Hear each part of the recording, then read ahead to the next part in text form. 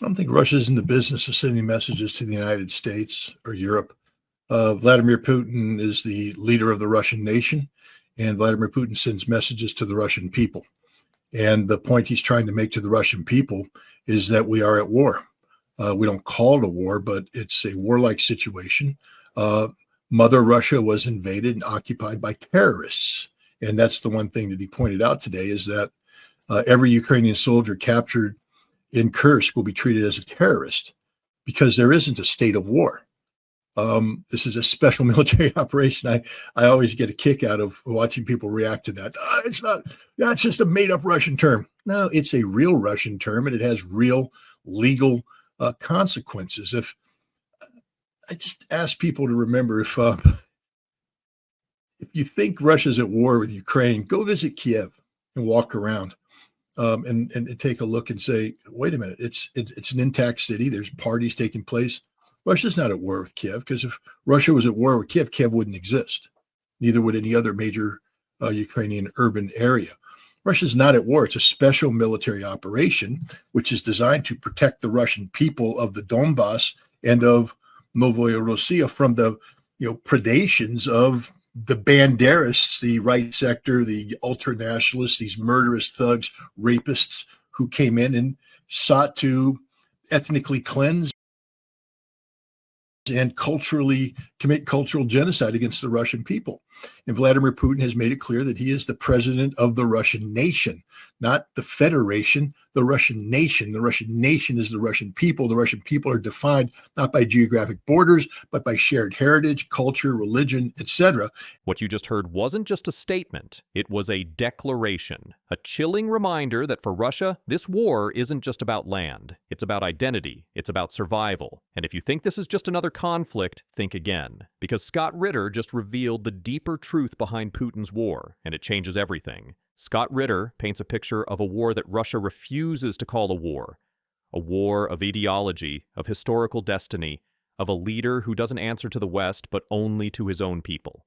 He argues that Putin sees this as a battle to protect Russian identity itself, framing Ukrainian soldiers as invaders, not combatants. And the most ominous claim? That if Russia was truly at war, Kyiv wouldn't even exist. This isn't just a fight on the battlefield, it's a war over reality itself. Now that we've dissected George Friedman's analysis, it's time to shift our focus to a chilling reality unfolding on the global stage. The phrase, "If you're not at the table, you're on the menu," has never been more relevant than it is today. This isn't just some catchy saying. It perfectly encapsulates the brutal nature of geopolitical power struggles. And right now, Ukraine finds itself not at the negotiating table, but carved up as a bargaining chip between larger forces. The latest developments paint a stark picture of what happens when a nation is not directly involved in deciding its fate. The talks between Vladimir Putin and Donald Trump reveal a dangerous precedent where the fate of a sovereign country is being discussed, without that country even having a seat in the room. If you're not at the table, you're on the menu. Ukraine is learning a brutal lesson in geopolitics. When great powers negotiate, smaller nations become expendable. The recent high-stakes discussions between Russian President Vladimir Putin and U.S. President Donald Trump demonstrate this principle in action. Zelensky and Ukraine were not present at the table, yet they were at the heart of the discussions. And make no mistake, Ukraine wasn't there to be represented. It was there to be divided, analyzed, and ultimately sacrificed for the interests of larger powers. Reports from the media suggest that both Putin and Trump were engaged in discussions about Ukraine's future, treating it as a piece of a larger geopolitical puzzle rather than a sovereign nation. The central topic? How to divide the spoils. How to dictate the terms of peace in ways that would benefit Moscow and Washington, but not Kyiv. Ukraine, of course, is resisting this fate. President Zelensky made it clear that his country is not a salad or a side dish to be placed on Putin's menu. But words alone will not change the stark reality that power, not moral standing, dictates outcomes, and the power equation is shifting against Ukraine. The terms of capitulation, a death sentence for Ukraine. Putin made his conditions very clear: an end to all foreign military aid and intelligence support for Ukraine. This demand, if accepted, would be nothing short of a death sentence for Ukraine's ability to defend itself. The moment Western aid stops flowing, Ukraine's ability to resist Russian advances will collapse. But Ukraine can never agree to such terms. To do so would mean the end of Ukrainian sovereignty. If they lay down their weapons now, it's only a matter of time before Russian forces overrun key territories and push deeper into the heart of Ukraine. Yet, refusing these terms comes with its own set of dangers. Ukraine risks being seen as the obstacle to peace, giving leaders like Trump justification to pull the plug on support. This is precisely the kind of trap that weaker nations fall into when they don't control their own fate. They are given impossible choices: surrender and perish, or resist and be abandoned. And if Ukraine resists, it risks being labeled as the stubborn, ungrateful nation that refuses to negotiate, while Russia paints itself as the reasonable actor merely asking for a ceasefire. The 30-day truce. A smokescreen for Russian gains. One of the so-called breakthroughs in the Putin-Trump talks was the agreement to establish a temporary ceasefire on energy infrastructure. The idea is that for 30 days, Russia will not strike Ukrainian power plants, and Ukraine will refrain from attacking Russian oil refineries. At first glance, this may seem like a win-win scenario, but in reality, this ceasefire overwhelmingly favors Russia. Why? Because Ukraine has spent the past 6 months crippling Russian oil infrastructure with long-range drone and missile strikes, inflicting real damage on the Russian economy and war machine. By agreeing to halt these attacks, Ukraine loses a critical advantage. Meanwhile, Russia gets exactly what it needs: time.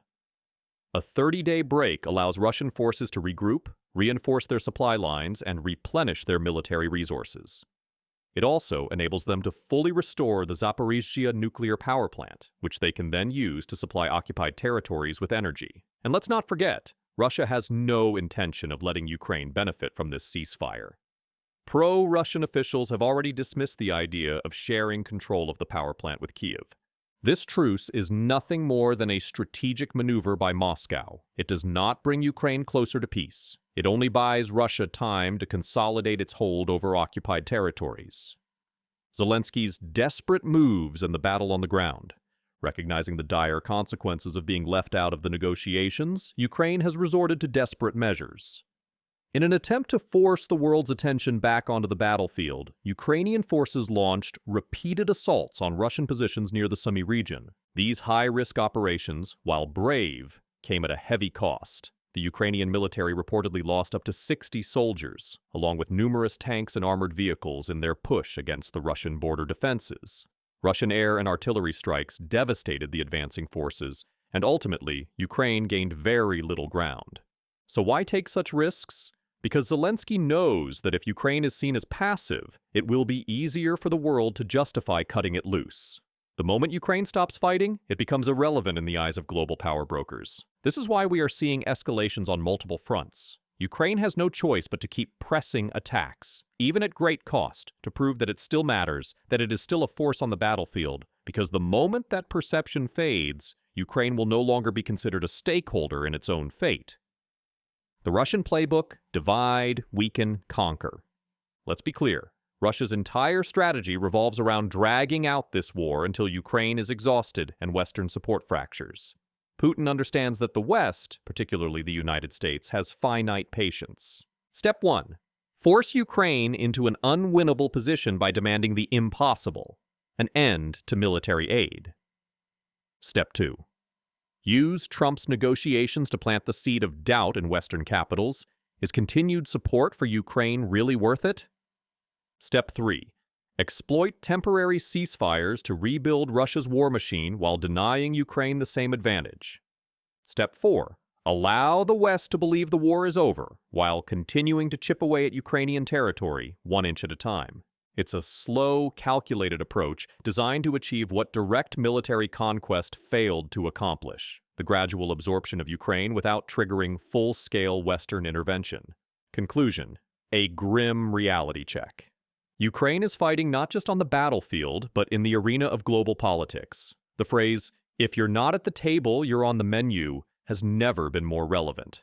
While world leaders engage in backroom deals, Ukraine is left to bear the consequences of decisions made without its input. Zelensky's government must now navigate a minefield of impossible choices: how to reject Russia's terms without alienating its allies, how to continue fighting without being labeled the aggressor, and how to ensure that Ukraine is not simply swallowed whole in a diplomatic betrayal. But here's the harsh truth. Ukraine cannot afford to rely on the goodwill of others. It must dictate its own fate through strength, resilience, and an unrelenting refusal to be reduced to a bargaining chip.